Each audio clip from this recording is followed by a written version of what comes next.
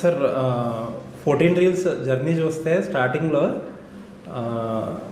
మీరు ఫస్ట్ ఇండస్ట్రీకి ఎంటర్ అయినప్పుడు your all very young people. ఇప్పుడు ఏదో ముసలాళ్ళు అయిపోయారు కాదు, your all young and educated. చాలా రూత్లెస్గా, చాలా అగ్రెసివ్గా ఉండేవారు. Ruthless in the sense correct word కాదు తెలియదు, చాలా అగ్రెసివ్గా ఉండేవారు. మార్కెటింగ్లో కానీ సినిమాల్లో కానీ చాలా ఒక ఫ్రెష్ పర్స్పెక్టివ్ వచ్చేది మీతో. ఈవెన్ నాకు బాగా గుర్తు దూకుడికి అయితే అసలు యూ వెంట్ ఆల్ అవుట్. అసలు ఒక సినిమా ఇప్పుడు 100 రోజులు బియాండ్, ఇప్పుడు స్టార్టింగ్లో ఎంత ప్రమోషన్ చేశారో అంత ప్రమోషన్ అంత గట్టిగా ఎంత అగ్రెసివ్గా చేసేవారు.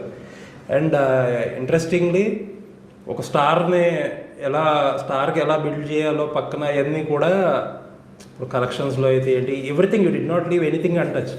ఈవెన్ దూకుడిని మగధీరాకి ఆపోజిట్గా అంత ప్రొజెక్ట్ చేశారు. సో అప్పుడుండే మా సినిమాని ప్రొడక్ట్ చేసుకున్నాం అంతే తప్ప సినిమాలతో I did not mean it. అంటే that's how you build a star కదా. ఒక అంటే మీరేదో బిల్డ్ చేస్తారని కాదు, దట్ హౌ యూ ఆబ్వియస్గా స్టార్ని చూడటానికే ఎవరైనా వచ్చేది చేద్దాం అనుకున్న సినిమాలో ఆ పొటెన్షియాలిటీ ఉండాలండి. ఆ పొటెన్షియాలిటీ ఉన్నప్పుడు మనం దాన్ని ఎంత పైకైనా తీసుకెళ్ళడం కోసం మన ప్రయత్నం we can go all out అన్నా. ఆల్ అవుట్ అంటే ఏం లేదు, ఒక అర్జ్ క్రియేట్ చేయాలి జనాలకి.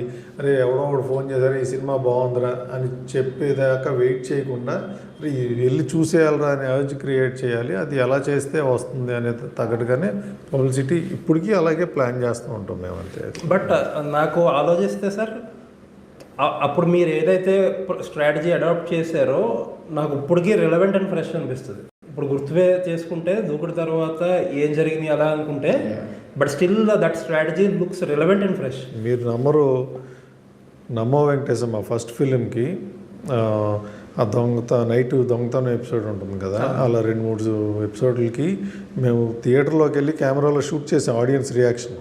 ఓకే. అప్పుడు ఏంటంటే డార్క్గా ఉండి సరిగ్గా క్యాప్చర్ అవ్వాలా, అక్కడికి వచ్చింది. సోషల్ మీడియా తక్కువ still we try to promote it through social media. ఇప్పుడు చేస్తున్నారు.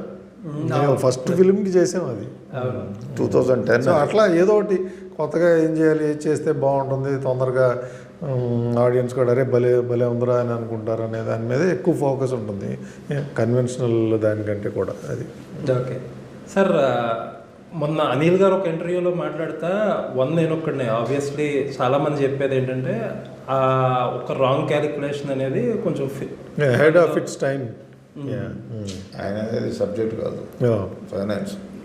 ఒక ఫైనాన్షియల్ డెసిషన్ మిస్ఫైర్ అయింది అనేది అంటారు. So do you regret that? అంటే అప్పుడు you are very aggressive, own రిలీజ్కి వెళ్ళి చాలా లాట్ ఆఫ్ రిస్క్ క్యారీ చేశారు. అంటే ఒకటండి, అనుకున్నట్టు బడ్జెట్లో అవ్వలేదు, అదొకటే రిగ్రెట్ తప్పితే rest all there is nothing to regret. Project wise కానీ దానికి వచ్చిన అప్రిసియేషన్ వైజ్ కానీ everything is very positive. And అసలు ఇక ఏంటంటే ప్రొడ్యూసర్లు చాలా సినిమాలకి ఇన్స్టంటేనియస్గా రిజల్ట్ రాదు, తర్వాత అది బాగుందిరా హెడ్ ఆఫ్ టైం రా వెళ్ళని తర్వాత మెచ్చుకుంటారు. బట్ అది మనకి ఉపయోగపడదుగా. చూసి అంటే అప్పటికే చెప్పారు, అంటే కొద్దిగా లేట్గా చూసిన తర్వాత ఏదో టాకు అట్లా అని కొద్దిగా లేట్గా చూసామండి కానీ భలే ఉంది అని. బట్ సంహౌ ఏదో ఇక అది టైం.